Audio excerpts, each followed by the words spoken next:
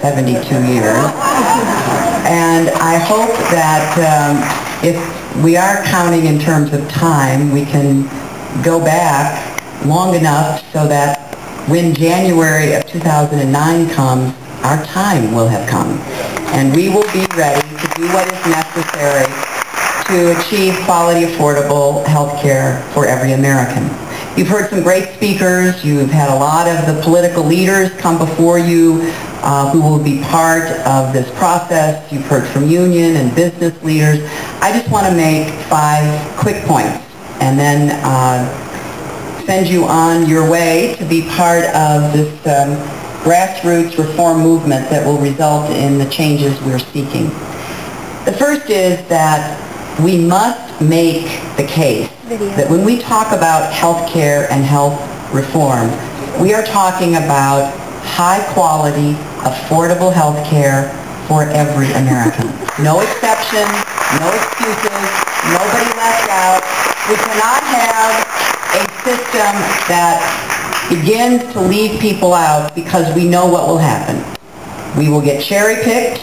We will once again have the same kind of downward spiral where we find ourselves without the kind of seamless system that so many of us know has to be in place if we are to achieve our objective. It is not only the morally right approach, it is the economically sensible approach. You cannot design a system where you put forth exceptions from the beginning and expect to get the cost savings that we have to realize from a healthcare system that includes everyone. Secondly, we know that it's important to move any legislation in the very beginning of a new president's term. We cannot wait. We cannot have it down the list because it is going to take all of the energy and the honeymoon period that any new president is afforded in order to make progress. And so I hope that we can reach a consensus. Obviously, I'm speaking as a Democrat. I hope the Democrats in Congress can reach a consensus because it is easy to make speeches about health care reform.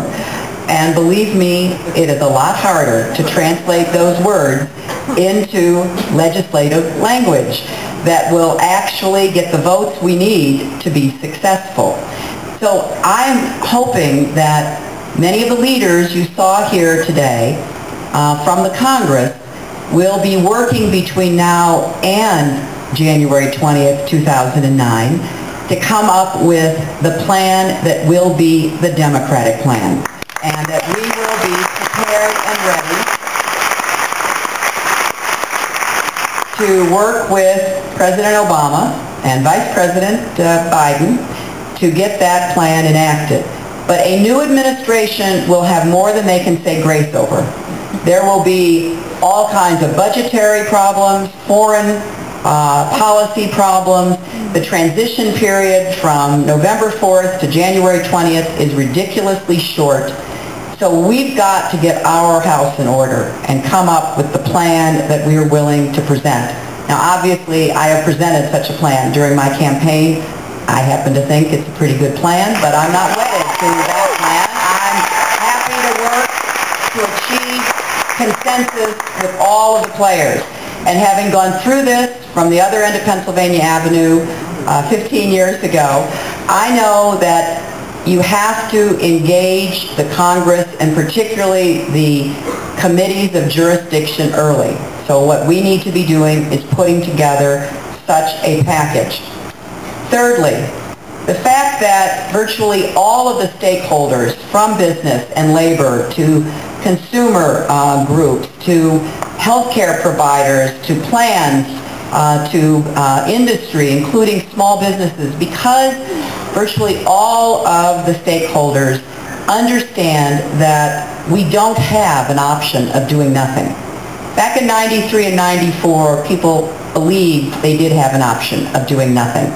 That, you know, we had problems, might be nice if we could fix them, but there was a lot of heavy lifting to do, and so many people, a lot of unions, a lot of businesses, at the end of the day thought, you know what, we'll manage our little corner of the universe. We'll figure out how at the negotiating table or how in the marketplace we'll be able to take care of our people. So, you know, it's a nice idea the Clintons have, trying to give health insurance to everybody, but we can't deal with all of that. We'll just take care of our own problems. Well, now everybody knows 15 years later, that's not going to work. You can manage yourself into a frenzy. You can look at every cost savings imaginable. It's not enough in a system that is leaking, where people are both totally uninsured and dramatically underinsured, where there are no restrictions or requirements on insurers to deal with quality and cost, where we have a regulatory framework where insurance companies have to cover everybody and go back to making money the old-fashioned way by actually delivering services to people instead of trying to avoid covering people for all of their health care problems.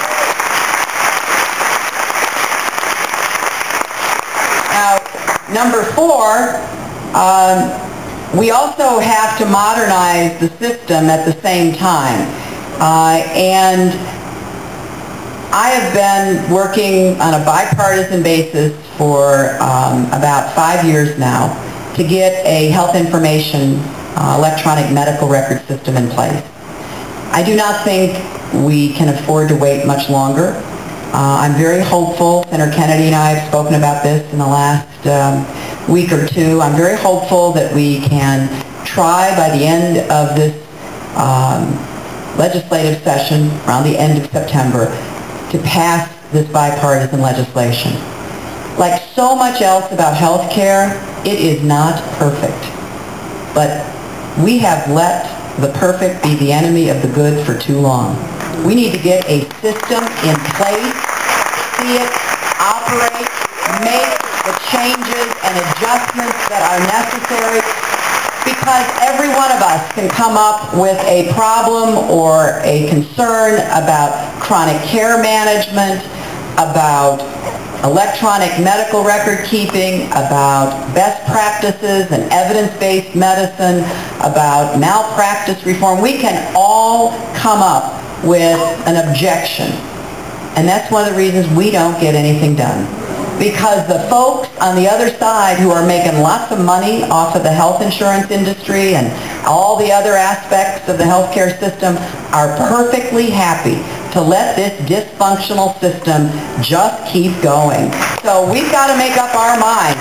Are we going to have the changes that may not be everything we want, or are we going to say until it's exactly what we all can agree on, or my way or no way, we don't do it? So I hope that we can take that attitude as well into these negotiations and into this effort to build consensus. When we come forward with a Democratic plan, and we have a Democratic majority that's even bigger in the House, and we have a much bigger Democratic majority in the Senate, getting closer to that magic number of 60,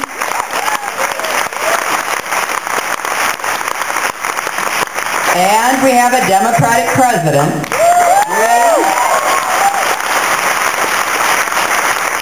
we have to have all of you outside of the legislative process pushing as hard as you can to make it happen. And I was delighted to see that Harry and Louise have come to their senses and understand that we've got to make progress together. There is no way that we can just let our system continue to bankrupt our country, our businesses, our families, be so morally indefensible as it is today. As I said last night, I am looking forward to being there when President Obama signs the bill that will come to his desk, the quality, affordable health care to every American.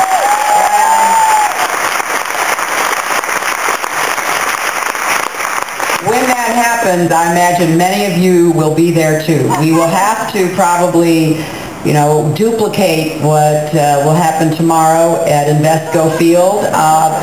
We'll have a bill signing, I don't know, at the Redskins Stadium or the new baseball stadium in Washington, because this will be the kind of transformational change that comes once in a generation. I'm ready for it now. I think all of us are. So first things first, let's elect Barack Obama and Joe Biden, and then let's go make health